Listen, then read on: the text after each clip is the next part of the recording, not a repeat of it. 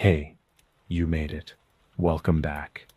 If you're one of the folks who drifted off with Willem and Edith last time, I hope you're lying there right now with your favorite blanket and at least one leg completely outside of it, because you live dangerously, and I respect that. Now listen, we're doing something a little different with this one. Today, I'm sharing the ultimate guide to the best sleep hacks medieval peasants used. And yes, it sounds ridiculous. But you know what's more ridiculous? That we're out here in 2025 using noise machines, blackout curtains, sleep tracking rings, and still waking up feeling like a disappointed potato. Meanwhile, peasants with no insulation and a floor made of dirt were sleeping like medieval babies. So maybe, just maybe, they knew something we don't. And I'm gonna walk you through all of it, slowly, quietly, one story at a time. So while you're settling in, take a second, hit that subscribe button if you haven't yet, and drop a comment telling me where you're listening from and what time it is for you. I love reading those at absurd hours when I should be asleep, like a responsible adult. Let's start with the first and most essential hack: physical exhaustion so complete that sleep wasn't optional, it was gravitational. Meet Beatrice, a flax spinner in the village of Crowthorne. Beatrice wakes up before the sun because the sun is lazy and she isn't. Her morning routine consists of stepping over 3 chickens, narrowly avoiding a chamber pot, and pulling on a wool dress that hasn't been washed since the last saint's day. Before she's even thought about breakfast, which is, let's be honest, probably a crust and a prayer, she's already collected firewood, carried water from the stream, and swept the hearth. By noon, she's spun enough flax to knit a full gilt blanket, tended to a blister on her heel using mud, and helped birth a calf that wasn't hers. And now she's got to make dinner, which will be a glorious medley of turnip, and something that might have once been a leek. By the time the sun even thinks about setting, Beatrice isn't asking herself if she should scroll TikTok for another 45 minutes.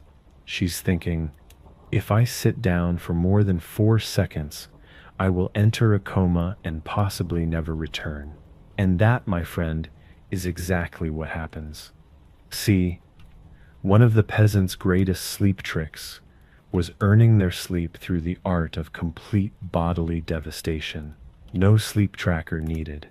If your feet are numb and your spine feels like a cursed ladder, you're not lying awake with thoughts.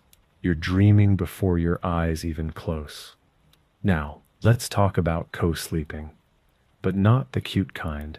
In medieval peasant households, sleeping arrangements were democratic, and by that I mean everyone in the same room, often on the same straw pile, with zero concept of personal space and a goat for ambiance.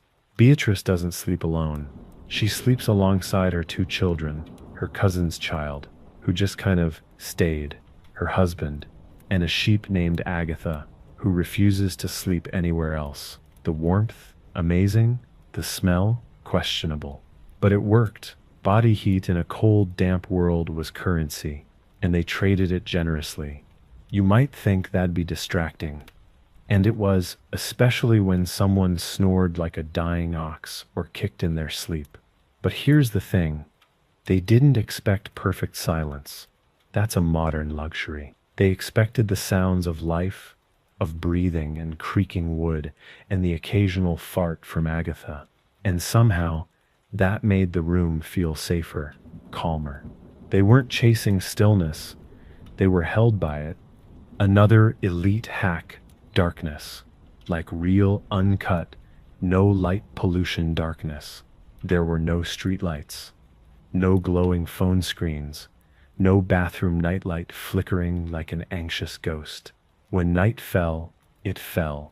Beatrice's cottage was lit only by the embers of the fire, maybe a tallow candle if they were feeling fancy. Her eyes weren't just resting, they were being bathed in darkness, which tells your brain very politely, go to sleep, idiot. It works. It worked for centuries. And here's where it gets even weirder. Medieval peasants often slept in two chunks. Yup, segmented sleep. Around sundown, they'd pass out hard for a few hours, wake up around midnight, chat, pray, maybe get frisky if Agatha wasn't looking, and then go back to sleep until morning. That midnight window, it was sacred, calm, not considered insomnia. Just the quiet part between dreams. That space is gone for us now, filled with scrolling and stress and to-do lists and existential dread. But Beatrice, she wakes briefly, hears the fire cracking low, shifts under the wool, and maybe mumbles something to her husband, like, "Remind me to fix the door hinge tomorrow." Then she's out again. Tell me that isn't genius. And let's not forget one of my favorite medieval sleep aids, herbs. Oh yes. Beatrice isn't just snuggling her way into unconsciousness. She's hanging bundles of lavender, chamomile, and mugwort from the rafters like a sleepy little forest witch. She doesn't know the science. She doesn't care. She just knows that when the room smells like crushed rosemary, her kids stop twitching and she stops dreaming about wolves. Some herbs were believed to ward off spirits. Others were said to bring good dreams. And some were probably just smokable. But either way, the house smelled like someone who believed rest was worth preparing for. So there you go. That's where we start. Hack 1, be too exhausted to think. Hack 2, co-sleep with everyone, possibly livestock. Hack 3, let true darkness reset your brain. Hack 4, segmented sleep is not a glitch, it's a feature. Hack 5, herbs. Hang 'em, brew 'em, dream with 'em. And remember, Beatrice didn't have melatonin gummies. She had raw physical labor, a goat, and the unshakable belief that if she didn't sleep now, she wouldn't survive the next turnip season. And somehow, it worked better than anything you'll find at a wellness store. Still with me? Still floating in that slow rhythm, curled up in your own version of medieval coziness? If you are, I'll keep going. So, now that you know the basics, being physically ruined by sunset, sleeping with all your loved ones, and at least one judgmental farm animal, embracing pitch black darkness, waking up at midnight like it's a scheduled intermission, and marinating your sleep area in herbs, you'd think that's the end of medieval peasant sleep magic. Oh no, we're just getting comfortable. Let's talk about one of the most underrated sleep hacks from this era, seasonal sleep surrender. That's right, medieval peasants were not, as some modern motivational gurus might put it, grinding through the winter. They weren't doing cold plunges at 5 a.m. and conquering anything. They were hibernating like sentient potatoes. Let's go back to our girl Beatrice. It's January. The fields are frozen. The paths are iced over. The air hurts. And Beatrice, being a professional in the art of not dying, takes the most obvious approach. She slows down, way down. Wake time? Later than usual. Workload? Reduced to whatever doesn't involve frostbite or soul loss. Daylight is minimal, warmth is a rumor, and food is rationed, so of course the best option is to just sleep more. That's right. She's not lazy. She's economically unconscious. And the best part? Society expected this. They were allowed to rest more in winter. Not just because they were tired, but because everyone from nobility to the dude with one boot understood that winter was for survival, not productivity. Imagine living in a world where your boss expected you to sleep more in winter. And sure, there were some tasks, fixing tools, feeding animals, avoiding death, but no one was shaming peasants for sleeping 12 hours in January. That was just called not freezing to death. Now, let's discuss the bed itself. You're probably picturing something romantic, rustic, maybe hand-carved out of oak, covered in furs and linen. Stop. Just stop. Beatrice sleeps on a straw mattress that is actively composting beneath her, stuffed with last season's chaff and hope. Some families even shared a literal hay pile with everyone crashing in their corner like it's some sort of sad medieval Airbnb. But, and this is important, it worked. Straw was breathable, it was insulating, it was available.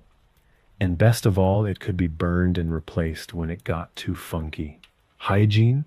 No. Strategy? Yes. And don't worry, they upgraded eventually. In better years, the mattress stuffing evolved into feathers.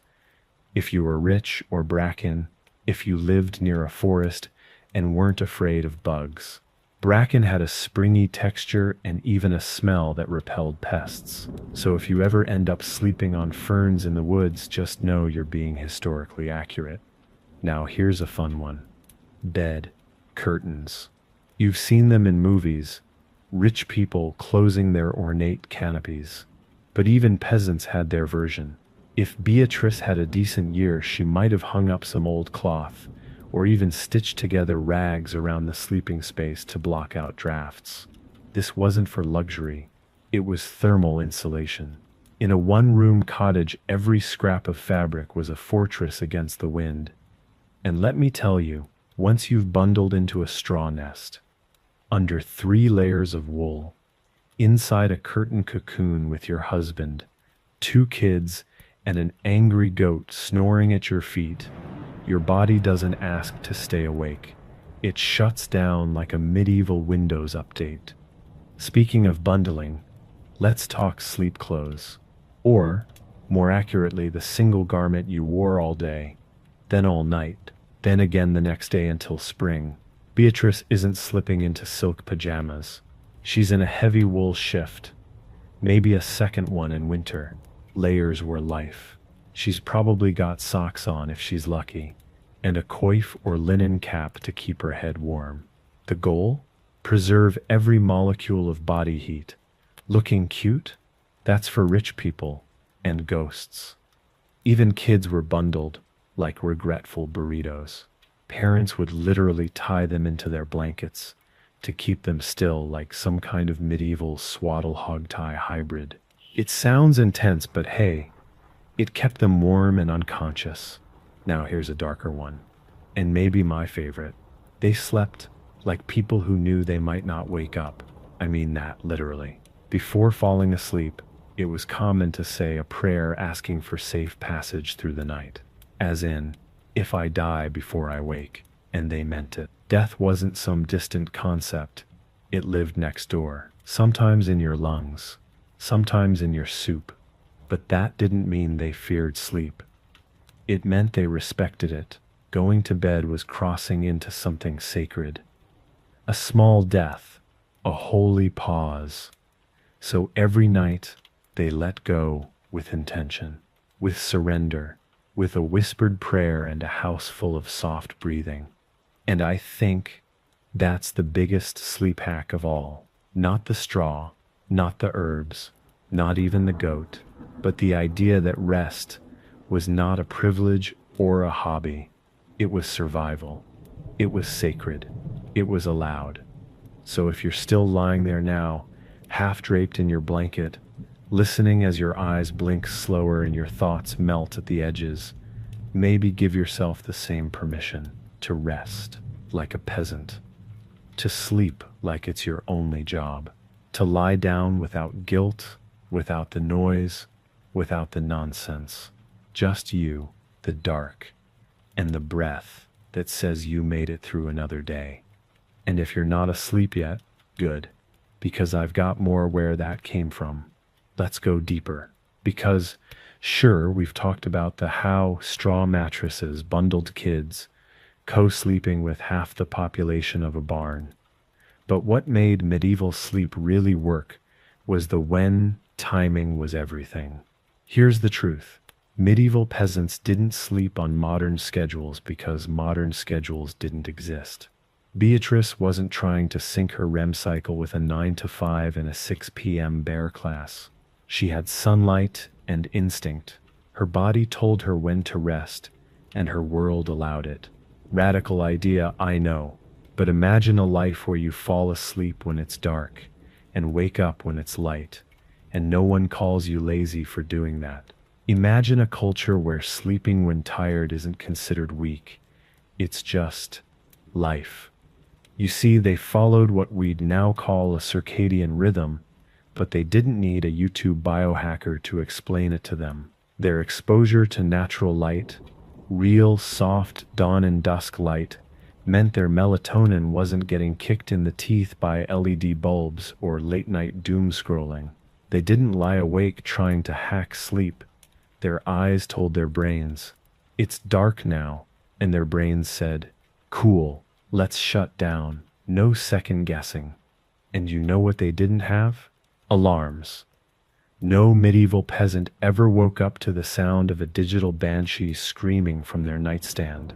They woke up because the chickens did, or the sun, or more often, the fact that someone was already walking past their face with a log and no regard for boundaries.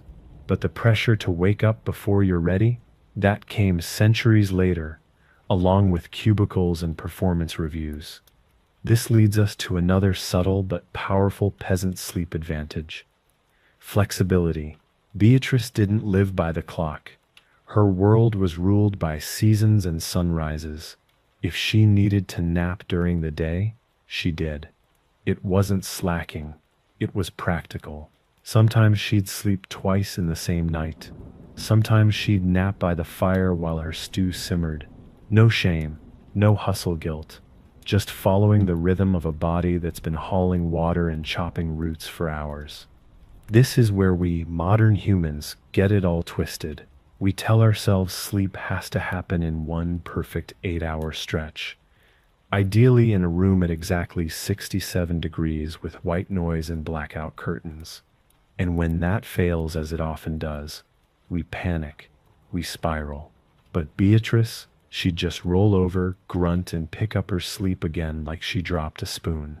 There was no drama around being awake, because she knew she'd sleep again, soon. And maybe that's the lesson we need most. That sleep isn't something to win, it's something to return to. Like a home, like a routine, like the sound of fire crackling low while the wind noses at the shutters and the goat sighs from across the room. Because peasant sleep wasn't about perfection. It was about survival wrapped in simplicity. It was physical exhaustion softened by community. It was rough, earthy, and deeply human. So if you're lying there now, eyes half-lidded, wondering if this is the moment your brain lets go, maybe just let it. You don't have to force it. No one's judging. No one's watching. This isn't a competition. It's just a ritual. And like Beatrice, you don't need to do it perfectly. You just need to do it with presence. Still breathing softly? Still here with me in the dark? Good. There's more to say. Let's take it even further. Because sleep wasn't just something peasants did. It was one of the only things they truly owned. Think about it. Their land, rented, their harvest, taxed, their tools, shared, borrowed, sometimes broken, but their sleep, that was theirs. Untaxed, unmeasured, unbothered, unless the goat sat on them. And you know what else? They didn't have options. No, should I scroll for another hour?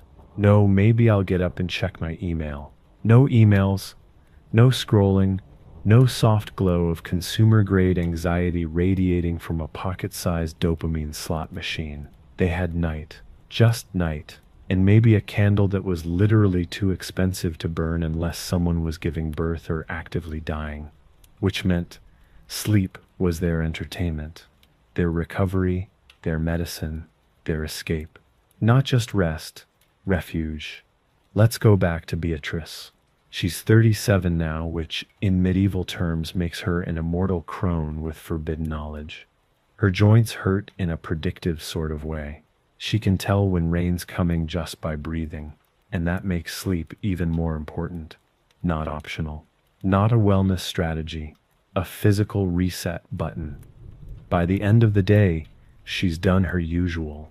Walked to the stream, hauled back water, plucked 4 feathers from an uncooperative hen, bartered for salt, made a broth out of things modern chefs wouldn't touch with gloves, and still managed to soothe a child with a fever, using a rag and a song that doesn't have real words.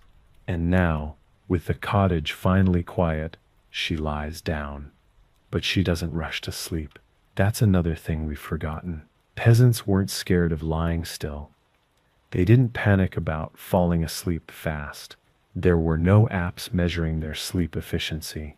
No one yelling about REM cycles on a podcast. Lying in bed, staring at the dark, that was normal. That was part of it. And what did they think about while they drifted? Not their inbox, not deadlines, not doom.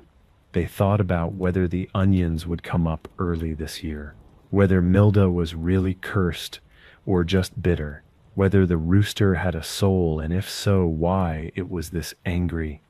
These weren't problems to solve. They were thoughts to float on. Now, let's talk dreams. Because medieval folks didn't treat dreams like random nonsense.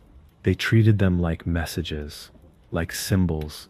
They believed dreams came from God or spirits or the stew you shouldn't have eaten. They'd share dreams over breakfast. I dreamt of 3 geese in a pond could be the start of a theological debate. I dreamt Milda turned into a wolf, might get Milda excommunicated. Beatrice once dreamt she was flying, not with wings, but by climbing an invisible staircase into the clouds. The next day, she told her husband. He said that meant she was going to have a good harvest, or die. It was hard to tell. Interpretations were a bit loose. But here's the point. Dreams mattered. They made the night feel bigger than just sleep. They made it feel alive.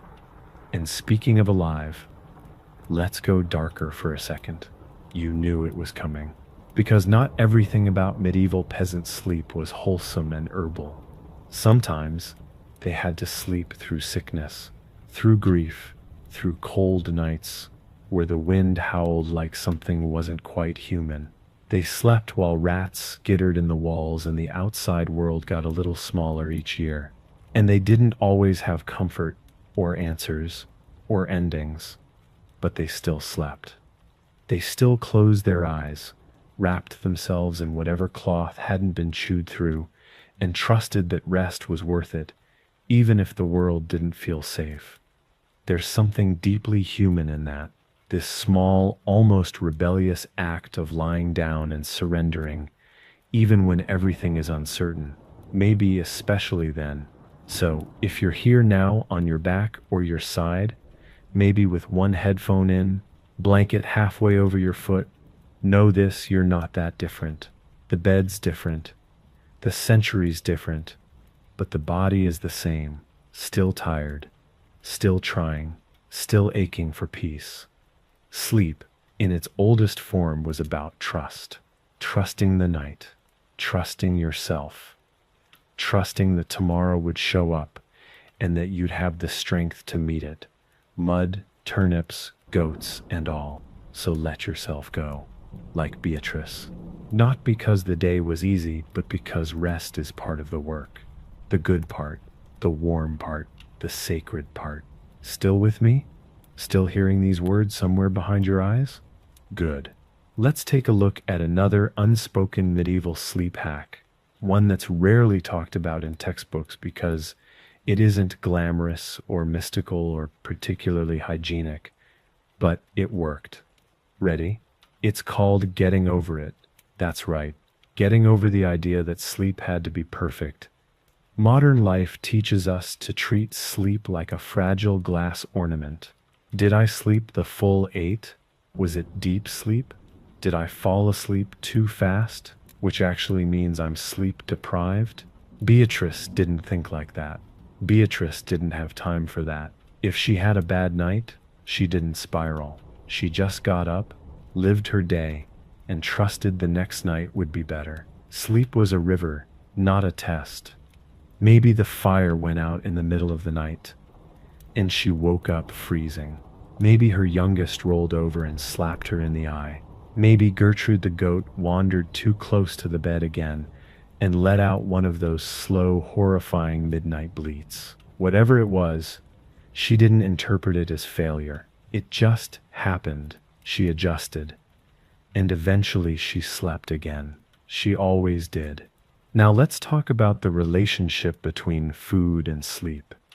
Because medieval peasants were accidentally ahead of us here too. You've probably heard modern advice. Don't eat too close to bedtime. Avoid heavy meals. No sugar, no caffeine. All great. But Beatrice didn't have to read any of that, because her evening meal was designed for one thing: not dying then sleeping. Dinner was simple, a thin pottage, basically medieval soup, with grains, herbs, and whatever root vegetables hadn't gone soft and philosophical. It was warm, salty, and filling in that heavy, I can't feel my legs, but in a good way kind of manner. It didn't spike blood sugar or rev up digestion. It just eased the body into stillness. And yes, it was bland, but so is oatmeal, and that puts half the population straight to sleep. Don't knock it. Also, consider the fact that after dinner, there was nothing to do. No lights, no screens, no content to consume until your brain melts out of your ears. After dinner, the body did what bodies naturally want to do when they're warm and full and wrapped in wool: slow down. Beatrice wasn't asking herself what show to binge. She was asking herself whether she could make it to the straw mattress before passing out in the soup bowl. That's a different energy entirely. There's another medieval sleep factor that's uncomfortable to admit, but deeply true: life expectancy.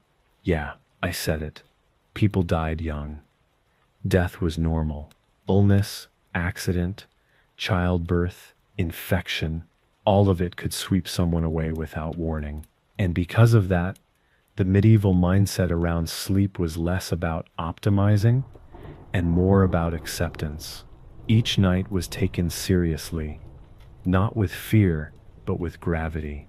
It might be your last, not in a dramatic, angsty way, just in the way rain falls. You knew it could happen. So there was no pressure to sleep like an athlete, or monitor your dreams with a Bluetooth pillow. Instead, there was a kind of reverence, a trust that if the body was given rest, it would carry you forward.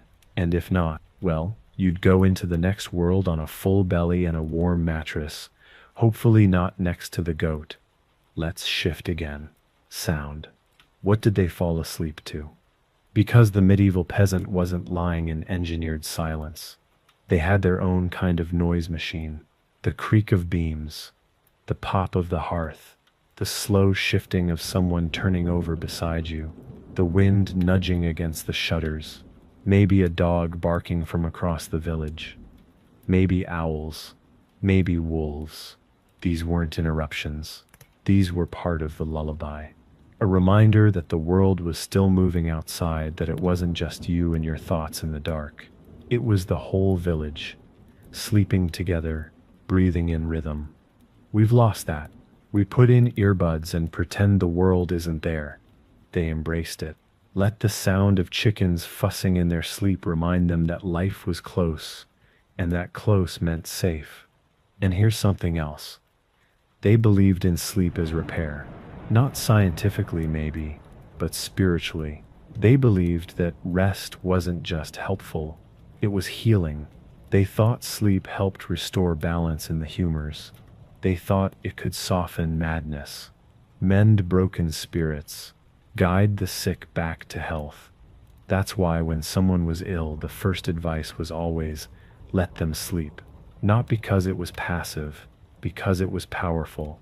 So if you're lying there now, hovering in that slow space between thought and dream, know this: you don't have to do anything. You're not failing. You don't need to fix your sleep. You just need to let it carry you. Like Beatrice did, like thousands did, through hunger and cold and grief and laughter. Sleep was never supposed to be perfect. Just real, just earned, just enough. Let's shift into something a little more physical. We've covered the herbs, the food, the fire, the emotional surrender, but now let's talk about what medieval peasants actually did with their bodies right before sleep. Because even though they didn't have bedtime yoga or guided meditations for CEOs, they had their own rituals. And Beatrice, our queen of dirt and dreams, had them too. Her final tasks each day were slow and strangely ceremonial. Not by design, just by habit. She'd bank the fire, carefully arranging ash to keep the coals alive. She'd check the door latch, even though she knew it was held together with two nails and a vague prayer. She'd whisper to the dog if there was one, murmur something to the rafters, and then she'd lie down, stretch once, arms over her head, back cracking like old bark, and exhale. It wasn't a routine, it was a rhythm, a way of telling her body, we're done now, you can let go. And the thing is, it worked, because those little actions anchored her to the present moment. Her mind wasn't 3 weeks ahead. She wasn't lying in bed planning next year's harvest or reliving an awkward exchange at the market. She was present, just her, the warm bed, the cold air brushing her cheek, and the slow quiet that follows a full day. Now, here's something strange but true. Medieval peasants actually had more sleep hours per year than most modern people. I know, it sounds like a joke. But researchers studying historical records found that the natural pacing of peasant life, especially with longer winter nights and less artificial stimulation, meant they often slept more total hours than we do now. So even if their mattresses were tragic and their blankets smelled like goat breath, they were well rested in a way we rarely allow ourselves to be. Of course, the sleep quality was mixed. They weren't floating on memory foam, but they made up for it in consistency. Their sleep wasn't a crisis every night. It was just part of life, like eating, like mending socks, like feeding chickens who hate you for reasons they won't explain. They didn't argue with sleep, and that's one of the most powerful things we've forgotten how to do. And here's where it gets heavier. Sometimes sleep was the only time peasants could actually feel safe. Think about that. Their days were filled with work, expectation, noise, and constant motion. But night, that was sacred.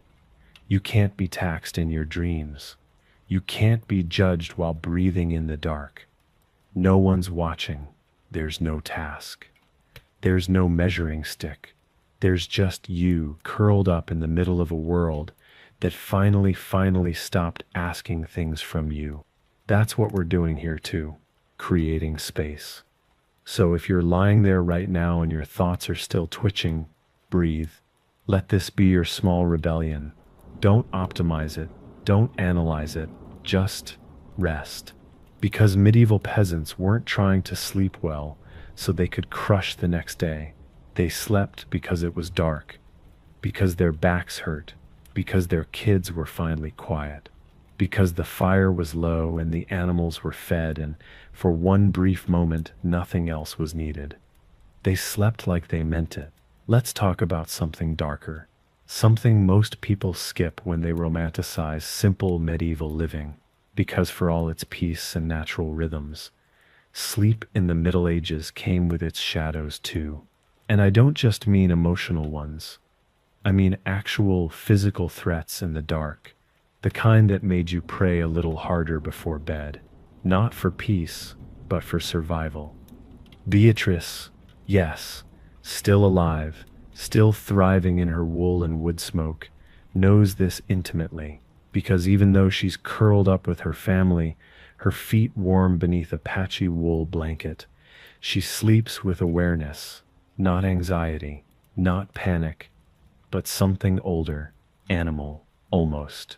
A sensitivity to the creaks of the house, the pitch of the wind, the way the dog growls in its sleep. Every sound is measured, not feared, just catalogued. Why? Because peasants didn't have locks, not real ones, not the kind that made them feel safe, A door was just a wooden board with a crossbar, and if someone really wanted in, they were coming in, which meant that sleep wasn't always pure surrender. Sometimes it was half vigil, a willingness to close your eyes with the full knowledge that you might need to open them fast. It wasn't paranoia, it was realism, and it made their sleep even more precious, because every hour they got without interruption felt like a gift. A full night of sleep, that was gold, that was wealth, that was a moment where the world let them be. This is why medieval sleep rituals weren't just physical, they were spiritual. The prayers, the herbs, the slow fire rituals, they weren't just for comfort, they were protection against bad dreams, against wandering spirits, against thieves or sickness, or the creeping cold that slipped in through cracks in the stone and tried to steal breath. So if you've ever thought of sleep as a luxury instead of a right, congratulations. You're closer to Beatrice than you think. But here's the twist. Even with all that fear, all that fragility, they still slept. They still let go. Not because they were naive, but because they knew rest was not optional. You can't plow fields and raise children and survive pestilence and hunger without sleep. You just can't. And so they gave themselves to it, fully, repeatedly. Sometimes with a whispered prayer, sometimes with a silent sigh, always with the kind of courage no one really talks about. Because sleeping in the dark with no guarantee of safety, that's bravery. Every night.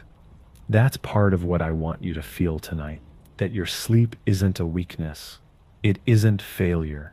It's not something to squeeze in around the edges of your life, like it's undeserved.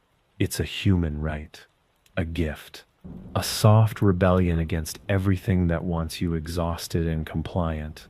So be like Beatrice. Tuck yourself in without guilt. Sleep like you've earned it, because you have. Every second. Let's go somewhere more vulnerable, because sleep at its core is vulnerability. And medieval peasants understood that better than most. When you lie down in the dark, no weapons, no torch, no walls but straw and maybe a prayer, you're not just resting, you're trusting your family, your shelter, the world outside, yourself. Beatrice didn't call it vulnerability, she just lived it. She laid herself down next to people she loved, and people she tolerated, and hoped the roof held, and the pigs stayed out of the garden, and that tomorrow didn't bring a new decree from the Lord about some new tax on air you accidentally breathed. That happened once. It was a dark time. But in that vulnerability, something else grew, something we've mostly lost. Closeness, not emotional, physical, literal, skin against skin, breath, shared in the cold, arms tucked around backs, heads pressed into chests, feet tangled under coarse blankets, not because it was romantic, but because it was necessary. Warmth wasn't optional. Touch wasn't weird. It was survival. And the weird thing? That created sleep security. You knew without asking that someone else would stir if danger came, that the same cough you heard every night was still there, steady, grounding, that if the baby cried, you weren't the only one who'd wake. It was a net, a human web, a kind of safety modern bedrooms try to imitate with smart thermostats and white noise machines. But here's where it turns, because not every night was safe. Not every sleep ended in morning. Sometimes, someone didn't wake up, and there were no sirens, no ambulances, just the slow realization that something had changed in the shape of the bed, that someone was still, too still. And grief came in the same way sleep did, quiet, full, heavy as wool. And they'd bury them, and they'd weep, and then unbelievably they'd go back to sleep the next night. Same bed, same straw, same ache. Because what else could they do? They knew sleep didn't protect them from death, but it carried them through it, and sometimes that was enough. If that sounds heavy, it's because it is, but there's comfort in that weight. A reminder that you're not the first person to lie awake wondering about things you can't fix. You're not the first to ache and rest in the same breath. That's old. That's ancient. That's normal. Beatrice carried grief to bed with her, tucked it under the blanket like it was another child, let it breathe against her back until it dulled. And you know what? It never went away, but it softened over time, with firelight, with quiet, with rest. So if you're here now, lying in your own dark, listening to this in the glow of a screen or the hush of a room that finally went still, you're not alone.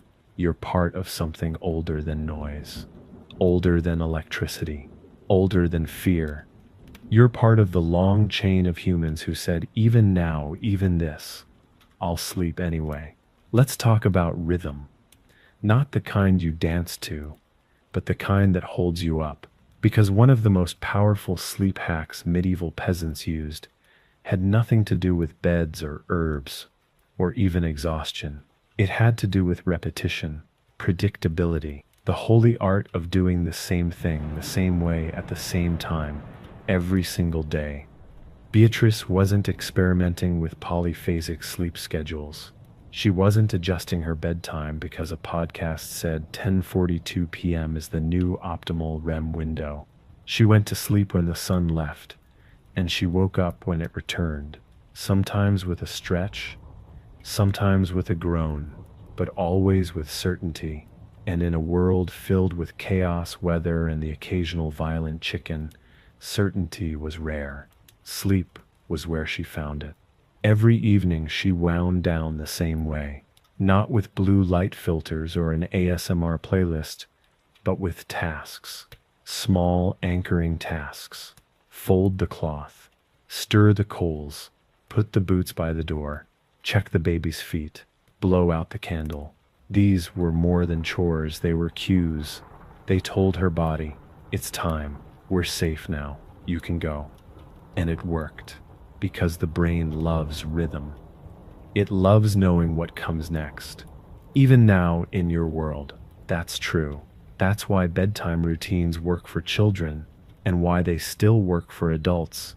Even if we pretend they don't, Beatrice had one. She didn't call it that, she just lived it. And the payoff?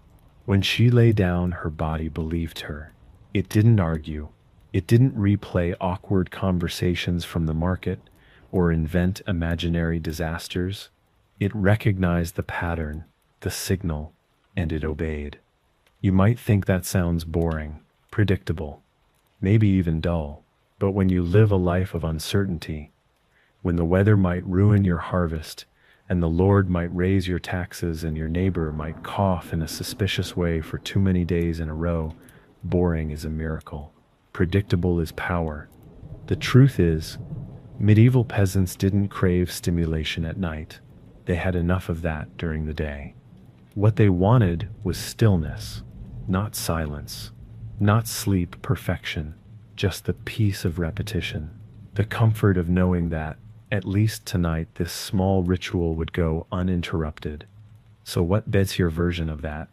Is it brushing your teeth? Folding the same corner of the blanket? Hearing this voice? This exact sentence, night after night? If it is, I hope it sets working. Because this is your fire banking, your wool cap, your cue that the world is allowed to wait, that nothing else is required of you now except rest. And maybe that's the hack we need most. Not a supplement, not a strategy, just a ritual strong enough to hush the noise. Let's stay with Beatrice a little longer, because her world still has more to teach us. Not about surviving the night, we've covered that, but about something softer, something sacred. Let's talk about dreaming. In medieval times, dreams weren't background noise. They weren't dismissed as weird mental static or written off as side effects of eating too much turnip stew before bed. They were respected, interpreted, collected like stories passed down in whispers. Beatrice didn't roll her eyes at dreams. She listened to them. She might even start her morning with, "I saw the river in my sleep again," and no one would ask if she needed help. They'd ask what the river looked like this time. Because dreaming, back then, was another kind of seeing, another kind of knowing. It wasn't just personal, it was communal. Whole families might sit over morning porridge and pick apart the night's visions like omens. And sure, sometimes it was nonsense. Sometimes it was just a cow falling into a well wearing a bishop's hat. But sometimes it meant something. And even when it didn't, it still mattered. That's what we've lost. The idea that dreams don't need to be useful to be worth keeping. They don't have to be prophetic. They don't have to lead to a business breakthrough. They can just be strange, slow places your mind visits when the world goes quiet. And that's enough. Beatrice didn't try to control her dreams. She didn't lucid dream or journal or optimize her REM windows. She just noticed, paid attention, gave them space. Like how she gave space to grief, or weather, or silence. And honestly, there's something in that, a lesson in letting go. Because we, the modern restless, treat sleep like a machine. We expect output, but Beatrice treated it like a mystery, not to be solved, just respected. So maybe tonight, if something strange finds you in sleep, don't shove it away. Let it linger. Let it be a guest. Let it wander through the rooms of your mind like a traveler, bringing gifts you don't understand yet. And if you're not asleep yet, that's okay too. Beatrice had those nights. Nights when the child wouldn't settle, when the wind sounded like voices, when the air felt thick with something unnamed. On those nights, she didn't fight it. She waited. Let her body settle slowly, like coals cooling under ash. Because rest still counts. Even when it's quiet. Even when it's incomplete. Even when it feels like waiting more than surrender. So wherever you are now, eyes open, closed, somewhere in between, this moment still belongs to you. This soft dark, this gentle hush, this invitation to dream without pressure. And when you do drift off, let it be like she did, without apology, without effort, just sleep, raw and unpolished, just a dream waiting to show itself. Let's shift the lantern just a little and talk about something that never makes it into bedtime. Advice columns, weather. Not in the forecast sense. In the bone deep, you feel it even in your eyelashes kind of way. Because if there was one thing medieval peasants had to sleep through, it was the entire wrath of the climate. No insulation, no radiators, no apps warning them about feels like minus death. Just cold wind and an unspoken agreement with the sky. Please don't kill me tonight. And yet, Beatrice did sleep. She slept through snow that came in sideways, rain that found every crack in the thatch, wind that pushed through the cottage like a ghost looking for someone to blame. And you know how she managed it? Layers. Not just of fabric, but of adaptation. First layer, clothing. She didn't change into pajamas. That's cute. She just didn't take her clothes off. Day wear was sleepwear, especially in winter. Maybe she'd loosen a belt. Maybe a sock came off somewhere around midnight. But she slept bundled in the same wool and linen she worked in, because the goal wasn't elegance, it was survival. Second layer, fire, or the embers of one. The fire was the beating heart of the cottage, and every evening it was banked carefully under ash to last through the night. Not for light, there wasn't much to see at midnight anyway, just for warmth, just to keep frost from claiming the inside walls. Third layer, bodies. No shame, no awkwardness, just body heat shared because the alternative was frostbite. Kids curled into parents. Adults spooned like mismatched spoons. the occasional pig in the corner steaming gently under its own personal cloud of warmth. If a dog joined the pile, even better. No one said no. They welcomed it, because warmth was holy. Fourth layer, mental resilience. You learn to sleep through drafts when there's no alternative. You learn to ignore the creak, the drip, the scrape of bare branches like claws against stone. You learn to tell your body, this is safe enough, and that's the only lullaby you need. And that's what we forget. That sleep doesn't require perfection. It requires enough, not ideal temperature. Not a perfectly quiet room with a white noise machine imported from Scandinavia, just enough. Beatrice didn't wake up every morning refreshed and glowing. Sometimes she woke up stiff, sometimes cold, sometimes curled like a comma, and hoping her back would unbend before sunrise. But she slept, because her body trusted the process, trusted that some nights would be better than others, trusted that sleep was not a performance, but a practice. So if your sleep isn't perfect tonight, good. Welcome to the club. You're in great company. Because Beatrice would tell you just being able to lie down and try again tomorrow is enough. There's no medal for flawless rest. Just the warmth of trying, the weight of your own breath, the quiet permission to be human. Let's talk about space, or more specifically, the complete lack of it. Because when we imagine medieval peasant sleep, we picture rustic charm, stone walls, maybe a cozy fire, some heirloom quality hay. But the truth is, Beatrice didn't have a sleep sanctuary. She had a room. One room for living, eating, arguing, boiling turnips, storing kindling, praying to saints, and sleeping beside a child who might kick her in the neck halfway through the night. And guess what? She still managed to fall asleep. Because for medieval peasants, sleep didn't require boundaries. It didn't need scented candles or a separate wing of the house or 10 feet of personal radius. It just needed a spot, a patch of ground, a wool blanket, and enough exhaustion to not care that someone else's toes were probably touching your spine. You want a sleep hack? Here's one. Lower the bar, way down. Medieval peasants didn't expect peace and quiet. They didn't expect privacy. They didn't expect a perfect mattress, or the ideal room temperature, or even a pillow that didn't feel like a sack of betrayal.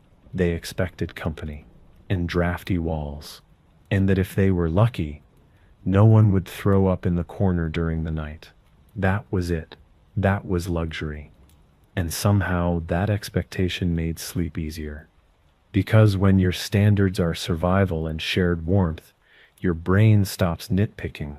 It doesn't lie awake, wondering why the neighbor's dog won't stop barking, or why your foot's a little too cold. It just checks out. It says, you made it through another day. You're horizontal. We're calling that a win. And here's the really human part. Sometimes Beatrice got up in the middle of the night, not for segmented sleep, not because it was part of a routine, but because her body said, you need a moment. Maybe the child was stirring. Maybe the wind knocked something off the shelf. Maybe she just needed to pee in a bowl and didn't want to trip over the goat.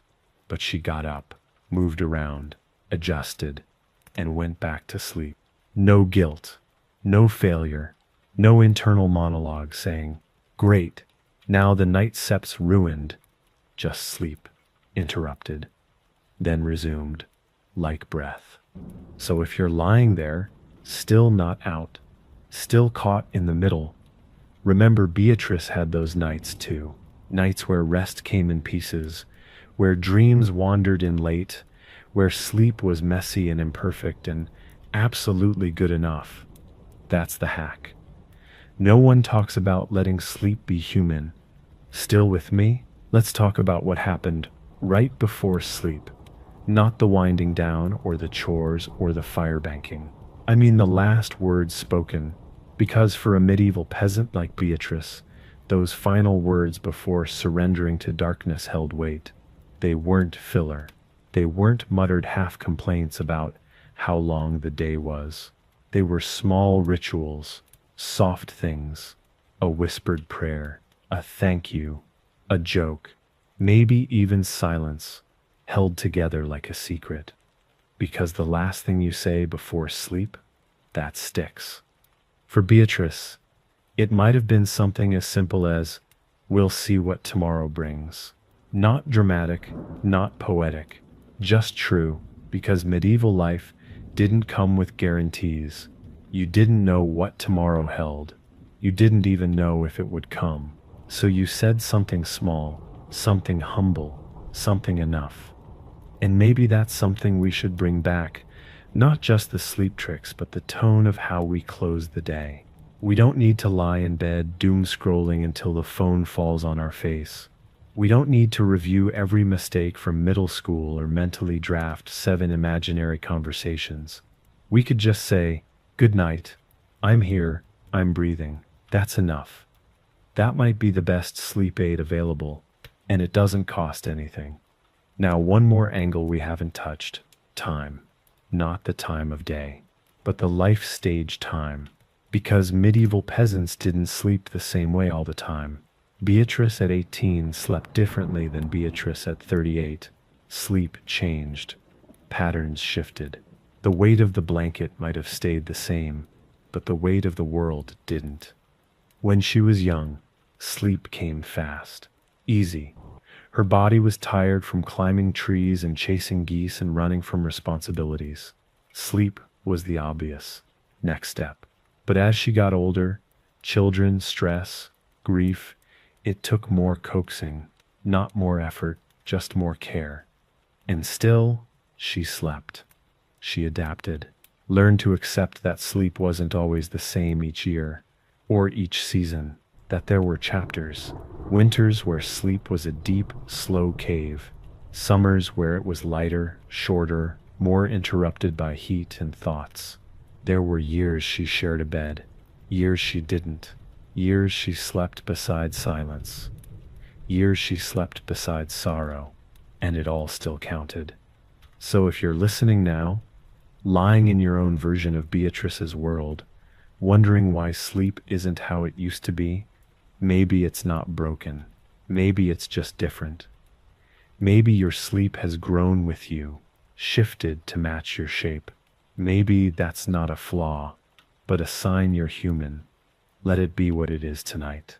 No fixing, no forcing, just breathing, just being. Let's pull back the curtain on something else. Medieval peasants mastered without realizing it, accepting the night as it is, not trying to dominate it, not trying to outthink it, just letting it settle over everything like a second skin. For Beatrice, nightfall wasn't a transition. It was a truth. One that didn't ask for input. The sun left, and that was it. No bargaining, no artificial extensions, no squeezing in one more chore under the glow of a kitchen light. Just dark. And whatever you did inside it. In that sense, medieval peasants were closer to the earth than we are. Not metaphorically, but literally. Their days ended when light left. Their energy followed the sky. They didn't treat the night like a delay in productivity. They treated it like a pause, a breath, a soft reset. And the more you think about it, the more that makes sense. Because darkness isn't the enemy of sleep. It's the invitation. Beatrice didn't fear it. She didn't have blackout curtains. She had a window stuffed with straw and cloth and a fire that dimmed whether she asked it to or not. No light meant no performance, just presence. And you know what else she did instead do? She didn't try to fill the night. Not with stimulation, not with entertainment, not with mental to-do lists she'd already written in dirt with a stick earlier that day. She let the quiet be quiet. And that's something most of us can barely tolerate. We want background noise, a podcast, a fan, a hum. But Beatrice, she had silence so thick you could hear your own bones shift. And somehow that became comfort. Not every night, of course. Some nights, silence made the grief louder, the worries sharper. That never changes. But the absence of noise wasn't seen as empty. It was seen as full, the kind of full that carries sleep with it like a tide. So if you're lying there right now in silence or something close to it, know that this space you're in, this hush, this room where nothing is being asked of you, that's your invitation. And no, it won't be perfect. You might still toss, still wake, still shift 10 times before your body figures out what position doesn't make your hips scream. But you're not doing it wrong. You're doing it the way it's always been done. Beatrice would have turned over, pulled the blanket up, listened to the coals settle, and let the dark do what it does best, hold her. So let it hold you too. Let's talk about one more piece of this sleepy puzzle, the one no one markets, no one monetizes, no one puts on a sleep tracking dashboard. I'm talking about the feeling of being needed, of mattering. Because for all the exhaustion, the hardship, the blistered hands and cracked heels, Beatrice went to sleep every night, knowing that her presence in the world actually meant something. Someone needed her. The kids, the garden, the goat, even the house, sagging and crooked and full of soot. If she didn't tend the fire, no one else would. That kind of grounding, it's not loud, but it's stabilizing, and it lets you rest in a way no app ever could. We talk a lot now about isolation, about sleepless nights spent staring at ceilings, wondering what the point of it all is. Medieval peasants had their share of that too, but they also had a brutal, beautiful kind of certainty. If they didn't show up tomorrow, things would unravel. Not the world, but their world. The corner of it they kept stitched together with work and care and repeatable acts of love. Beatrice didn't lie in bed wondering if she mattered. She didn't have time. She knew. Because sleep wasn't a detachment from life. It was part of the cycle that let her keep showing up. And even if she never saw her name in a book or a tapestry or any record outside her village's muddy trail, her absence would be felt, her warmth, her laugh, her hand steadying a child's head or a boiling pot or a friend breaking under bad news. That's not to say she slept easy every night. She didn't. Some nights she cried. Some nights she stared at the rafters and wished for more, or less, or something she didn't have the words for. But she still slept because she knew the next day needed her. And that knowing, it wrapped around her like a second blanket.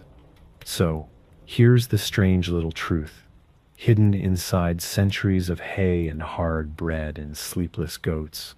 Rest becomes easier when you know you're part of something, when your life, even in its smallest form, sends out ripples that touch other lives. Maybe you forget that sometimes. Maybe no one tells you enough. So let me do it now. You matter. You've mattered all day. And even in sleep you matter. You're not vanishing. You're just refilling. So tomorrow you can show up again, cracked and imperfect, and still needed. That's not sentimental. That's practical. That's medieval. We've talked about straw beds, freezing nights, strange dreams, goats with boundary issues. But there's another medieval sleep trick that's been hiding in plain sight. One that you and I rarely get to use, because modern life's too noisy for it. You ready for this? They didn't multitask their minds. Beatrice didn't go to bed thinking about 10 things at once. She didn't replay every conversation, rehearse tomorrow's worries, and spiral through an imaginary argument she might have next week. She had one thought, one concern, one goal, because that's all her brain had room for. And that wasn't a failure of imagination. That was clarity. Sleep wasn't squeezed into the margins of her life. It was the margin, a clean edge, where thinking stopped and being took over. You've probably felt it before, those rare nights when your mind just releases, when the thoughts go quiet, not because you force them to, but because something in you knows now is not the time. Beatrice lived in that space more often than not. Not because she was enlightened, but because the world wasn't constantly yelling at her from a glowing screen. She knew what it meant to rest her mind. Not with meditation apps, just with silence, with rhythm, with the predictable hum of her small life unfolding one steady moment at a time. And if her thoughts did get noisy, she didn't judge it. She didn't diagnose herself. She just laid there in the dark, listened to the fire crackle down to its bones, and waited for her body to catch up. That's the hack. No pressure to sleep. Just permission. That's what most of us are missing. We've made sleep a performance. We track it, grade it, feel bad about it. But Beatrice? She didn't care if she woke up once, twice, 5 times. She didn't care if the sleep was shallow or deep. If she woke up tired, she blamed the rooster and moved on. No shame, no stats, just another sunrise to meet. So if you're lying there now, thinking you're doing sleep wrong because your thoughts are still pacing behind your eyes, breathe. You're not broken, you're just alive. And eventually, like Beatrice, your mind will get bored of itself and wander into sleep without you even noticing. Let it. Let's sit with something a little more uncomfortable. Because medieval sleep wasn't always calm.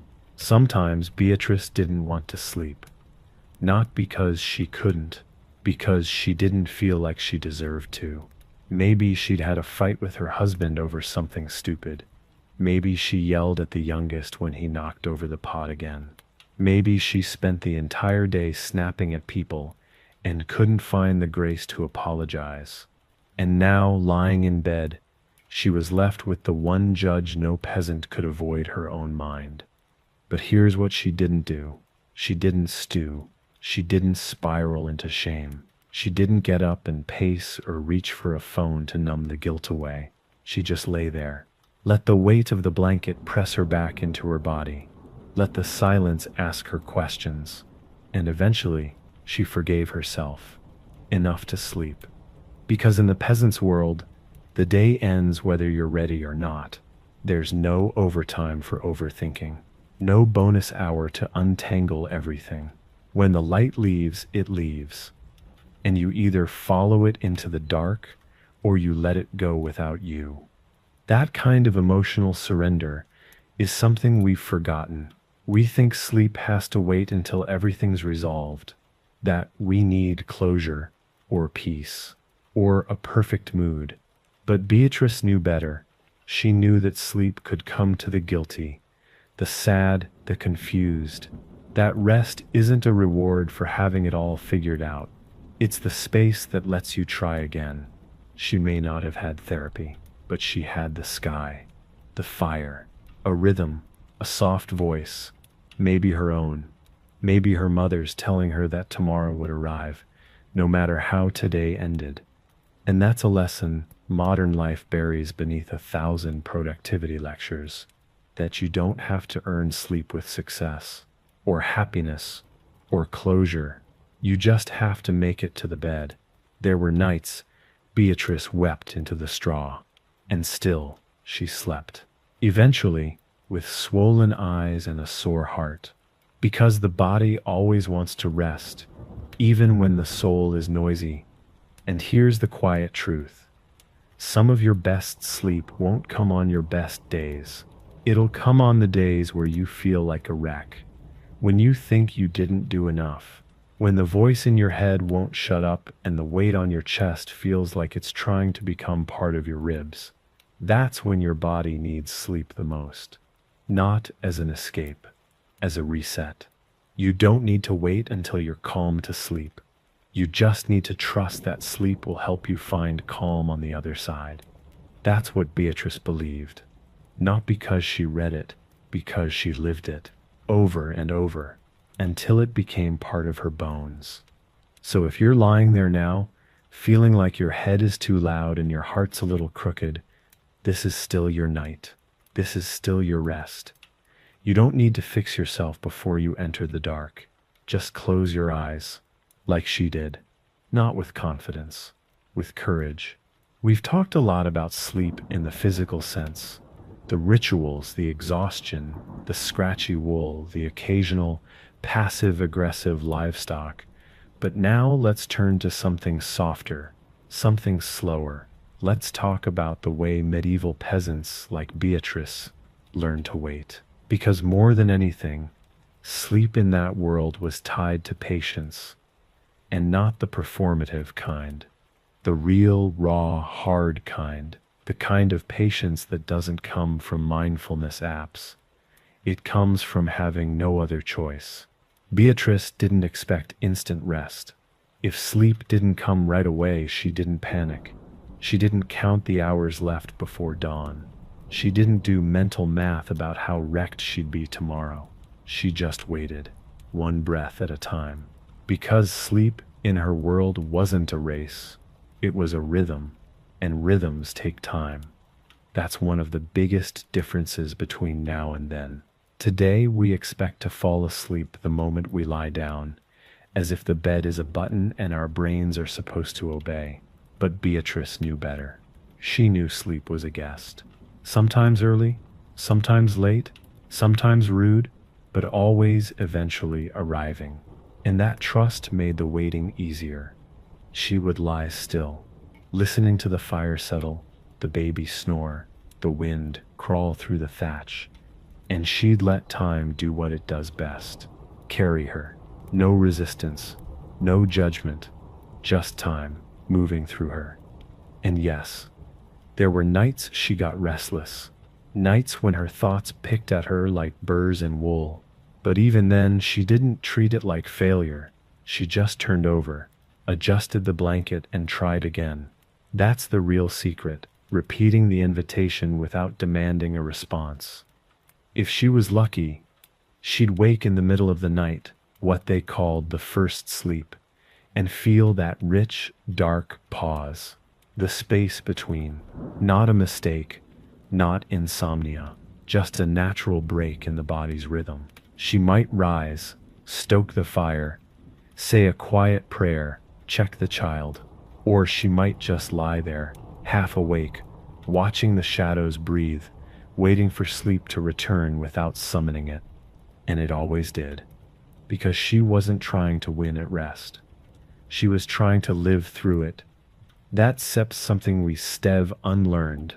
We get frustrated, we search for fixes, but maybe the answer isn't doing more.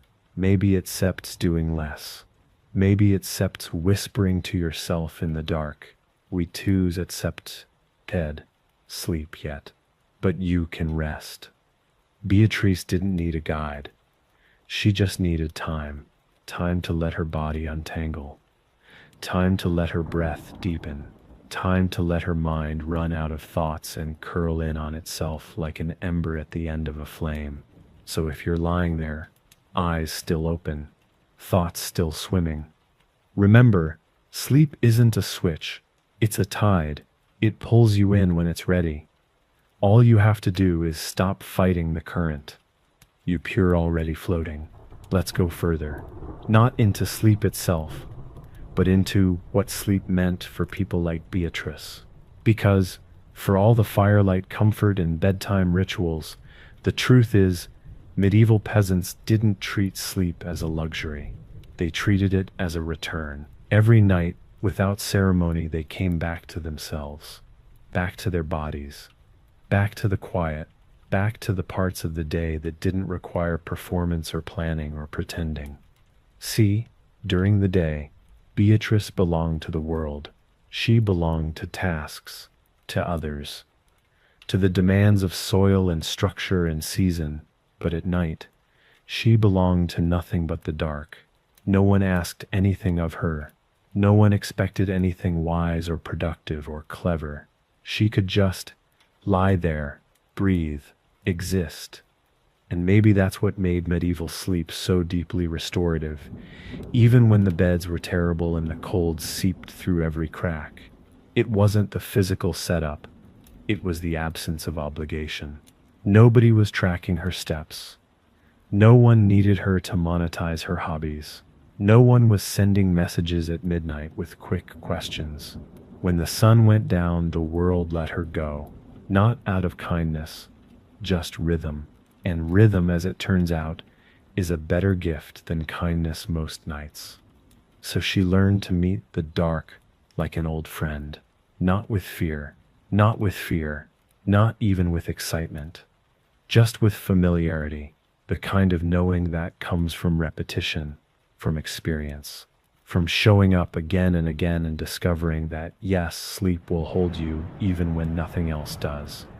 And here's something else we don't think about in that stillness. Beatrice also did some of her best thinking. Not the frantic kind, the slow kind, thoughts that rose uninvited and wandered softly through her, trailing memories behind them like mist. Not solving, just witnessing. That's what the night gave her. Time to be with herself, without interruption, without judgment. Some of those thoughts were kind, some weren't, but all of them were hers. And when the fire finally dimmed low enough, when her limbs got heavy, when the outside sounds faded into something more distant than real, she'd follow her thoughts down into sleep like a trail disappearing into fog. That was the real hack. Accepting sleep as a homecoming, not an achievement, not a cure, just a return to herself. Every single night. So if you're still awake now, and your thoughts are beginning to drift without direction, good. You're doing exactly what she did. Let them move. Let them unwind you. There's nowhere else to be. You've come back to yourself. And that sep's more than enough. Let's linger in something simple. Not dramatic, not profound, just quietly, stubbornly human. The medieval sleep hack no one writes about because it doesn't look like a hack at all. Ready? Consistency. That sips it. That sips the trick. Beatrice went to bed at the same time every night. Not because she read it in a health scroll. Not because she was optimizing her recovery phase. But because the sun left and the work was done and the house grew quiet. Her life, like every life around her, moved with the light. Not against it, not around it, with it. She didn't debate whether she should stay up a little longer. She didn't binge her way past exhaustion. She didn't decide at 11 p.m. to reorganize her pantry or emotionally spiral through 900 years of self-analysis. The night came. She met it. Same hour, every day. And it wasn't rigid. It wasn't forced. It was just normal. Modern sleep hygiene advice makes this sound revolutionary. Go to bed at the same time. Sure, but what they forget is you have to want the rhythm. Beatrice didn't follow a schedule. She was part of it. There's a difference. And that consistency, it trained her body. Sleep wasn't something she chased. It found her because her nervous system wasn't on a roller coaster. It was on a loop. A simple one, predictable, safe. Even on bad nights, even when the stew burned or the baby wouldn't settle, or the neighbor's cow escaped again and rampaged through 3 vegetable plots, she still followed the rhythm. She didn't give up on the pattern just because the day had teeth. She trusted that the pattern would hold. And that's what consistency really is. Not discipline, trust. She trusted that sleep would come because it always had, and because she gave it space to do so. It wasn't about how tired she was. Some nights she was wide awake, staring at the ceiling, worrying about winter, or wondering what that pain in her side meant. But she still lay down, still pulled the blanket over her, still faced the same direction, still closed her eyes, still let the pattern do its work. No judgment, no pressure, just a familiar path, walked in the dark. That's the peace we've lost. We want results immediately. We panic when one night doesn't go right. But Beatrice had faith in repetition, that if she showed up for the ritual, sleep would meet her there. Eventually, maybe not the first hour, But it would come, and it always did. So if your body doesn't feel ready right now, that's fine. Just keep the rhythm. Lie down. Be still. Let the night know you're waiting. Let your body remember the path. Because sleep isn't something you win. It's something you return to. Let's talk about something strange. Peace through repetition. Because modern life teaches us that routine is boring. Predictability is lazy. But to a medieval peasant like Beatrice, predictability was freedom, not flashy freedom, quiet freedom, the kind that comes from knowing what the next moment holds, and knowing it doesn't hold too much. Her days were hard, sure, but they were structured. Every morning looked a lot like the one before it. Fire, water, broader, work, repeat. And her nights? Just as steady, same fire banking, same bed, same breath, no surprises, no plot twists, just the deeply comforting rhythm of life, refusing to rush her. That's something we've forgotten how to love. We're addicted to novelty, stimulation, constant change. But our nervous systems, they're still medieval, still built to respond to safety, through sameness, still soothed by what they can predict. That's why Beatrice could fall asleep so easily. Not because her life was easy, but because her mind wasn't whiplashed by chaos. She knew what came next. She knew how it felt. She could trust it. And trust is the real sleep aid no one sells. Because when you trust the day is done, and trust your body knows what to do next, and trust that the darkness doesn't need fixing, you don't fight sleep. You let it happen. Beatrice didn't feel guilty for being tired. She didn't call herself lazy. She didn't believe rest had to be earned by suffering. She rested because she was human, because the world asked everything of her during the day, and because she refused to let it take her nights too. And maybe that's a lesson we all need. That repetition isn't a trap, it's a refuge. A soft groove your body can slide into without hesitation. Sleep gets easier when it knows where to land. So, if you've been chasing variety, stimulation, newness, and finding yourself more tired than ever, maybe it's time to try something older, slower. Something like Beatrice's bedtime, predictable, imperfect, unshiny, deeply human. No new routine, no major fix, just again, the same corner of the bed, the same breath, the same breath, the same night, welcoming you back like an old friend who never stopped waiting. Because there's nothing boring about being safe enough to stop performing. Still here? Let's return to the fire. Because in the medieval world, the fire was everything, not just heat, not just light.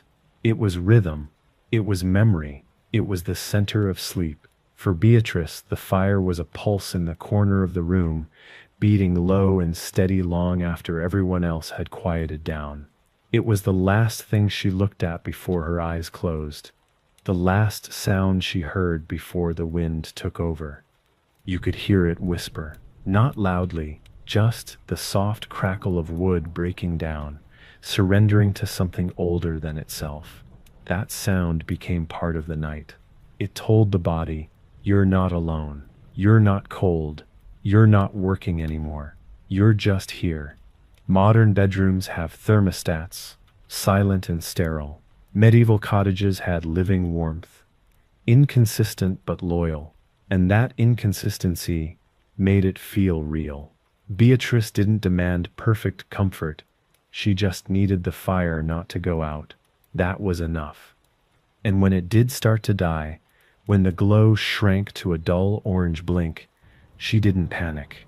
She'd stir, pull the blanket tighter, adjust. That's it. No crisis. Just another page in the book of night. It's funny how something as small as a fire can become a sleep ritual. But that's how peasants lived. Every small thing mattered. Every repeatable act was holy. The way she folded her hands under the blanket, the way she exhaled once, Slowly, after the candle was snuffed, the way she knew, deep in her chest, that the dark had accepted her for one more night. Because when you sleep close to the fire, you sleep close to yourself. There's no distraction, no background noise to numb the unease, just you and the warmth you've made, and the people beside you breathing slow and soft. The fire didn't just keep the cold out, it kept the world small, manageable, human-sized. So if you're lying there tonight and the room's too quiet, or the shadows feel too big, or the thoughts won't leave you alone, remember the fire. Remember Beatrice, curled on her straw bed, listening to the wood sigh and the wind wait outside. Remember that the dark is ancient, but so is your ability to survive it. And you don't need to be perfect to rest. You just need to let yourself lie still beside the heat you made. That SEP's enough. Let's talk about fear, not the storybook kind. Not dragons and curses, the real kind. The kind Beatrice knew well. Because for medieval peasants, sleep wasn't always wrapped in peace. Sometimes sleep was an act of faith. Faith that the house would hold, that the sickness would pass, that the wolves wouldn't come down from the hills again. Beatrice didn't always fall asleep gently. Sometimes she lay stiff, heart ticking like a drum, ears tuned to the silence for something that wasn't there, or was, or might be. But here's the thing, she still slept. Eventually, not because she defeated fear, but because she learned to rest with it, right beside it.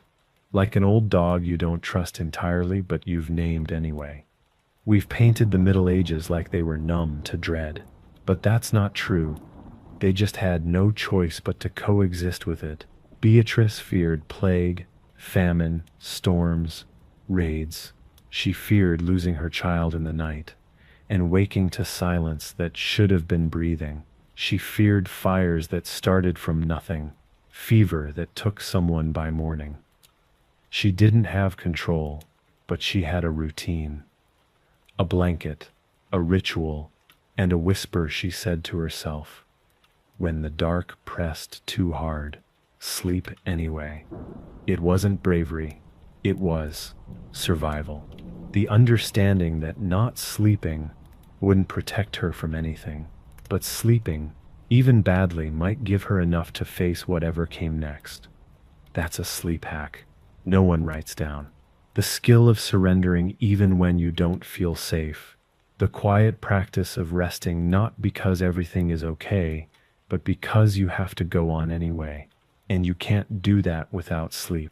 Modern life pretends fear is a glitch, something to eliminate, but medieval life knew better. Fear is a companion, and the goal isn't to outrun it. The goal is to close your eyes next to it. Let your breath be louder than your thoughts. Let your body be heavier than your worry. Beatrice didn't have mantras or mindfulness. She had fatigue, trust in patterns, and a strange peace in knowing the world never stopped being dangerous, and still people slept, every night, across generations, under worse conditions, in worse weather, with worse odds. So if you're lying there, your chest tight, your brain rehearsing every possible failure, every worst-case outcome, here's your reminder. You don't need to defeat the fear to sleep. You just need to lie beside it without feeding it. Let it sit in the room. It's old. It's tired too. It'll quiet down if you stop trying to impress it. And eventually, like Beatrice, you'll drift off anyway. Not because the danger passed, but because you did the only thing strong people do in the dark. You rested. Let's talk about silence. Not the sterile, soundproof kind you find in a luxury hotel suite, but the old kind, the real kind, the silence Beatrice fell asleep to. The kind of silence that still has a pulse, that breathes, that holds. Because the medieval night wasn't quiet in the way we think of it. It was alive. It had layers. The low hiss of the fire settling down, the creak of rafters cooling in the night air, the shifting of bodies under wool. the occasional snore that sounded like someone lost a fight in their dreams. And Beatrice didn't fear that silence. She knew it. She needed it. That kind of quiet wasn't empty. It was full, full of space to let your mind drift, full of room for breath, full of permission to stop speaking, stop listening, stop solving. In a world where her days were loud with labor, children yelling, livestock complaining, neighbors arguing over cabbage, silence was sacred. We've replaced that silence with hums and buzzes and constant chatter. Always something in our ears. Music, podcasts, screens, notifications. So much so that when we finally turn everything off, we panic. We don't know what to do with the stillness. It feels too big, too sharp, too honest. But Beatrice didn't have that problem. Her mind slowed naturally with the dark. The silence didn't expose her, it contained her. It wrapped around her like a second blanket. One made not of wool but of absence. The absence of demand. The absence of noise. And in that absence, something beautiful happened. She began to disappear. Not in a scary way, in a restful way. Her thoughts faded. Her body grew heavier. Her sense of time slipped off like a coat. And in the quiet, without trying, without pushing, without effort, she was gone, not lost. Just somewhere else. Somewhere warm and weightless and far from the noise of daylight. You've felt that before. Those first few seconds where the edges blur and you're no longer a person in a room. You're just floating in the space. Silence makes for you, and maybe, just maybe, that's what we're all looking for. Not a better mattress, not a stronger sleep supplement, just a place to vanish into, a soft, soundless surrender. So tonight, if you find yourself lying in the dark and everything's finally still, don't fill it, don't fight it. Let the silence keep you. Let it do the talking. Let it pull you under, slow and sure like Beatrice sinking into straw and shadow. You don't need to listen for anything else. It's already here. Let's talk about something that doesn't show up in modern sleep routines. Not in tech blogs, not in doctor's notes, not even in sleep podcasts spoken in the soft tones of a man who sounds like he's trapped inside a scented candle. I'm talking about acceptance. The unglamorous, unimpressive, slow-beating core of medieval sleep.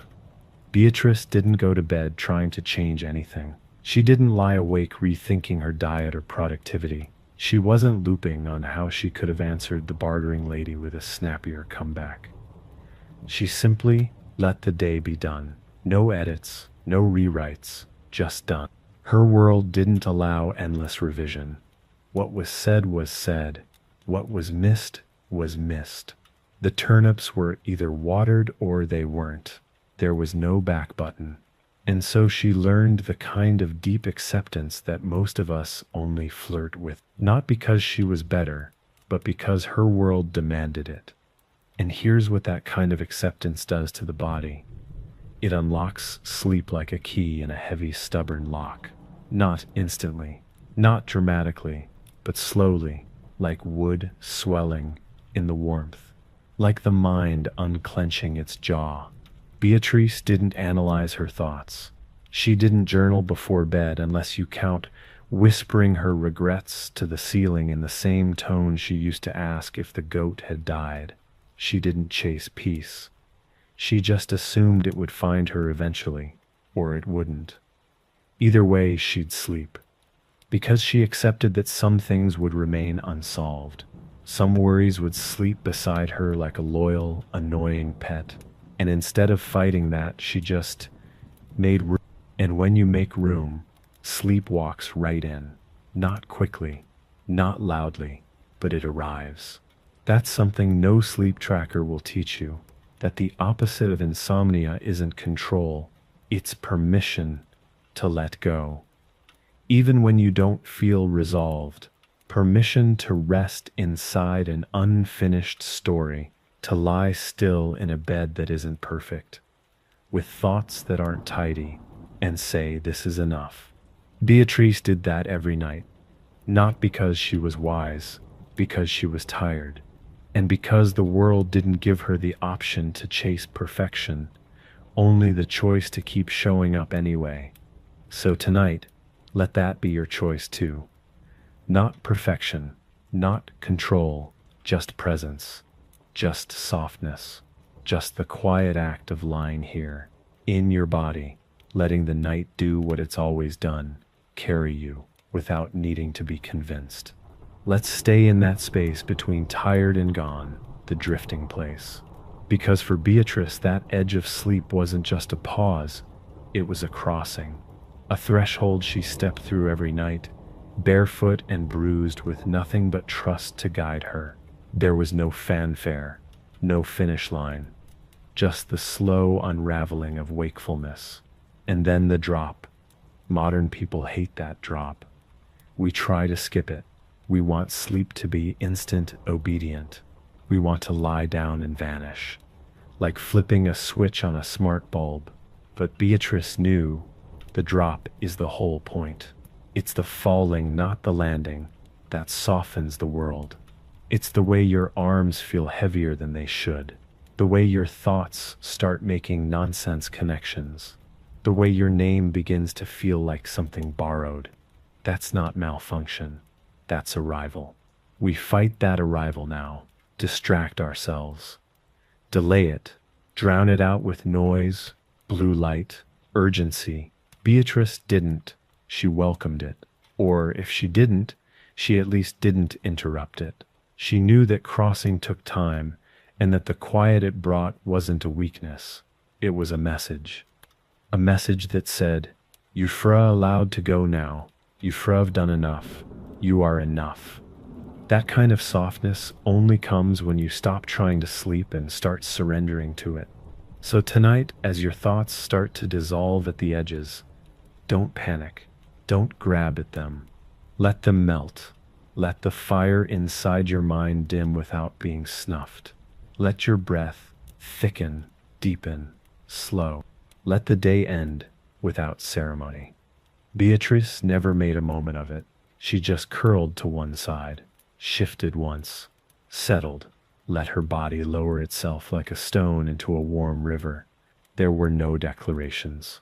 No, now I'm going to sleep. Just the slow permission of stillness. And when she crossed over, she didn't even notice. That's the beauty of real sleep. You're never there for the exact moment it arrives. You're only there until it takes over. You don't need to force that.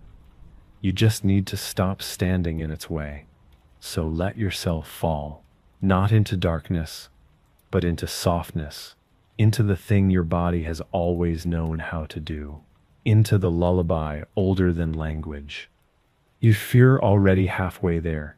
Let's talk about how endings worked in Beatrice's world, because sleep wasn't the only thing they did slowly.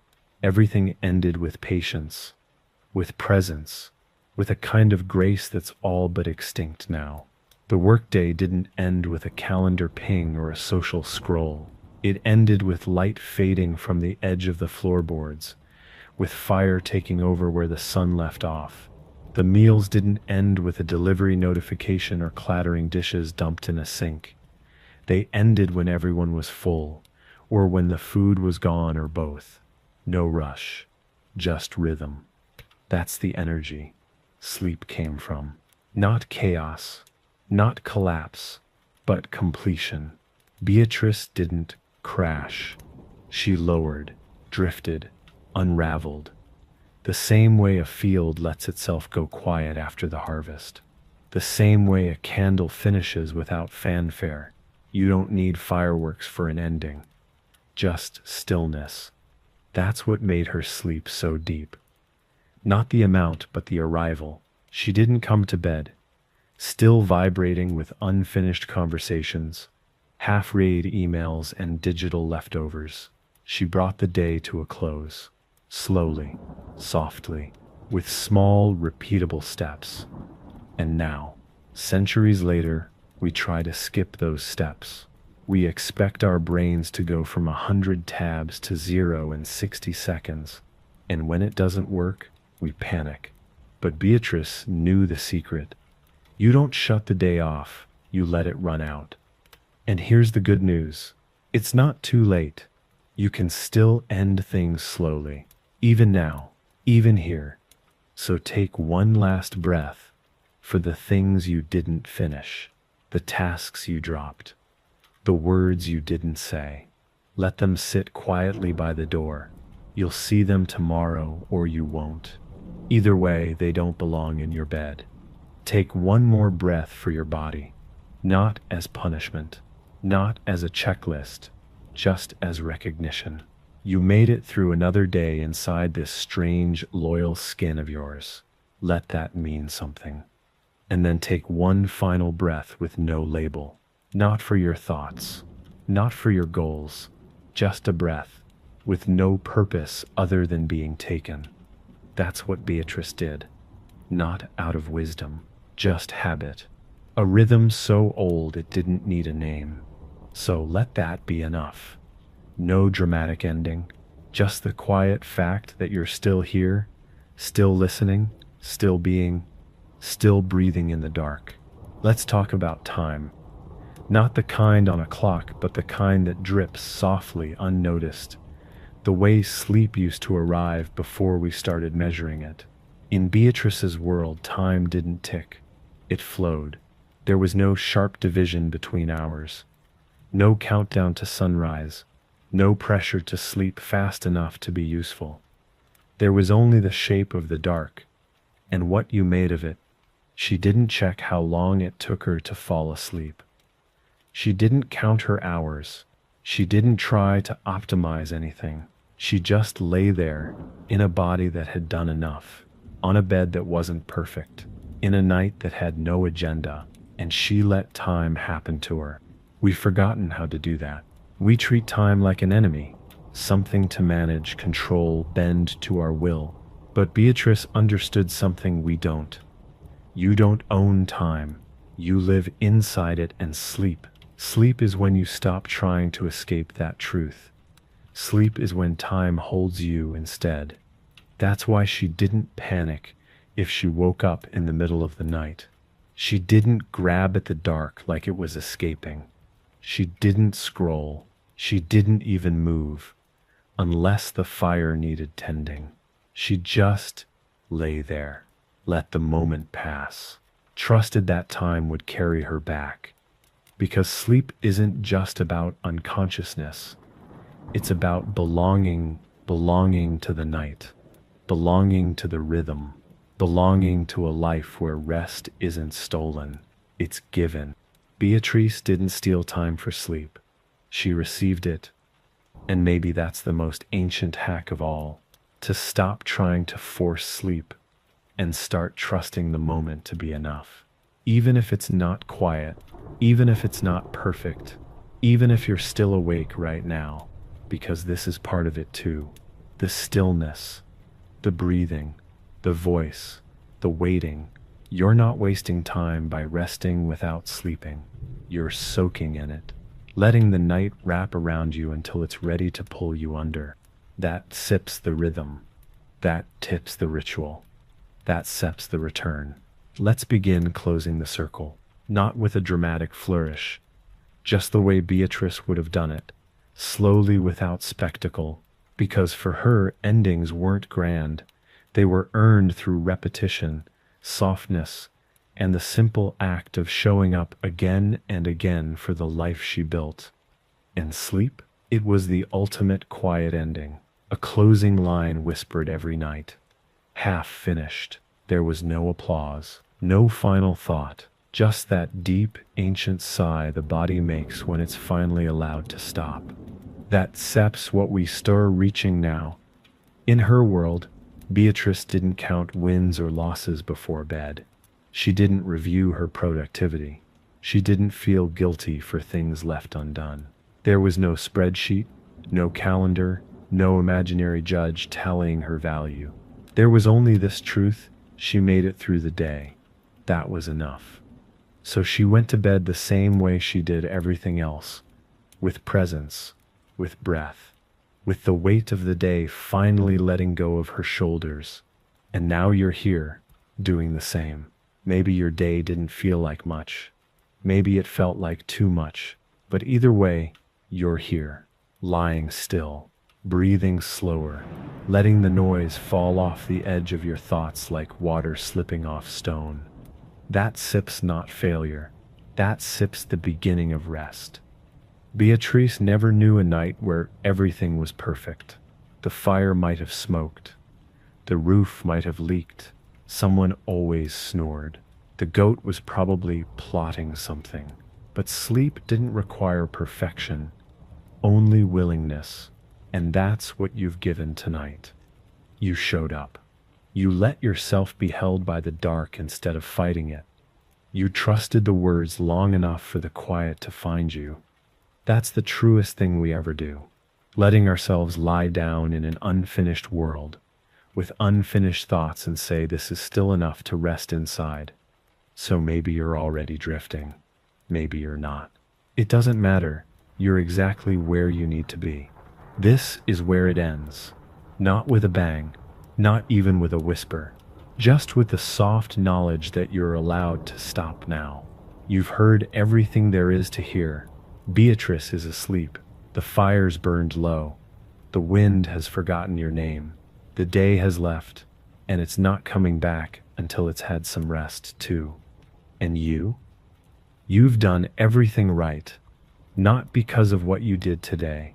Not because you're especially enlightened or efficient or organized, but because you showed up, you lay down, you listened, you breathed. That's all Beatrice ever did, and it was always enough. This whole journey we've taken together, through the dirt floor cottages and goats with opinions and sleeping beside storms, was never really about history. It was about you. About remembering something your body already knows, that sleep is not a reward, it's a right. That rest isn't optional, it's sacred. And now, it sits here, right behind your eyes, right beneath your ribs, right at the edge of thought, where the words are starting to stretch into something softer than language. Beatrice is long gone now, curled in her bed, the weight of wool over her chest, the quiet warmth of a long, honest day still humming in her bones. No anxiety, no second thoughts, just that final exhale before her mind drifts out of the room. And you stir next. So whatever your breath is doing, follow it. Let it guide you down. Let the voice fade. Let the thoughts loosen. Let the silence take the shape of something solid underneath you. Because you're here. Because you made it. Because you deserve to sleep the way the peasants did. Not in luxury, not in silence, but in peace. Sleep well, friend. I'll see you again when the dark comes calling.